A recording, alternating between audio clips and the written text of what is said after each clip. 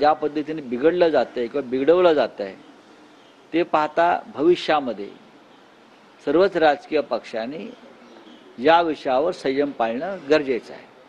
ठाण्यामध्ये उद्धव सभा होते त्या अगोदर बॅनर लागले खालील लोटांगण म्हणून उद्धव साहेब हे त्या ठिकाणी नतमस्तक होताना दाखवले. सोनिया गांधी आणि शरद पवारांच्या समोर त्यांच्या मागे तुम्ही उभे आहात. मी असेल ना, आम्ही महाविकास आघाडीमध्ये आहोत.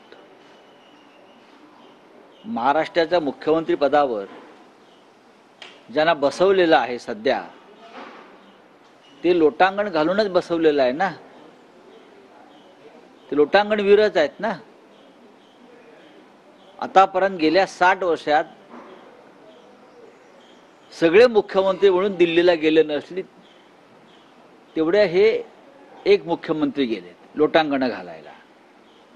दिल्लीमध्ये फक्त लोटांगण घालण्यासाठी जात नाही. दिल्ली देशाची राजधानी आहे. छत्रपती शिवाजी महाराज दिल्लीत गेले होते ते का लोटांगण घालायला गेले होते का? पेशव्यांनी दिल्लीवरती जाऊन स्वारी केली आणि दिल्ली जिंकली होती ते का लोटांगण घालायला गेले होते का? सह्याद्री हिमालयाच्या मदतीला धावला.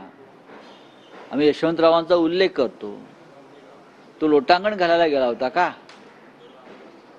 चिंतामणराव देशमुखांनी नेहरूंच्या तोंडावर राजीनामा फेकला केंद्रीय अर्थमंत्री पदाचा. ते का लोटांगण होतं का?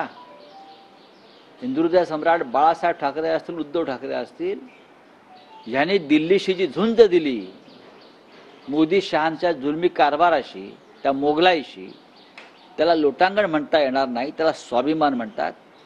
आणि आज महाराष्ट्राचे राज्यकर्ते दिल्लीच्या दारातलं पाय पुसणं म्हणून जे बसले आहेत त्याला लोटांगण म्हणतात. महाराष्ट्राचा इतिहास या लोकांनी समजून घ्यावा. ज्यांनी आमचा पक्ष चोरला, ज्यांनी आमचं चिन्ह चोरलं, ज्यांनी अशा चोऱ्या आणि लांड्या लवाड्या केल्या, त्यांनी आम्हाला राजकारण शिकवू नये दिल्लीचं. तुमच्या आधीपासून आम्ही दिल्लीमध्ये आहोत आणि आम्हाला दिल्ली चांगली माहिती आहे.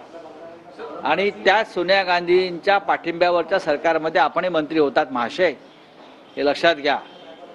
परमवीर सिंह, कल राज ठाकरे की गाड़ी पर सुपारी फेंकी गई, कहा जा रहा है कि आपकी पार्टी के लोग थे.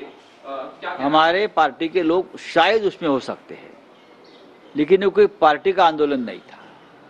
महाराष्ट्र में जो मराठा आरक्षण आंदोलन चल रहा है उस आंदोलन के बारे में राज ठाकरे जी ने एक वक्तव्य किया था कि मराठा समाज को आरक्षण की जरूरत नहीं है, किसी को आरक्षण की जरूरत नहीं है.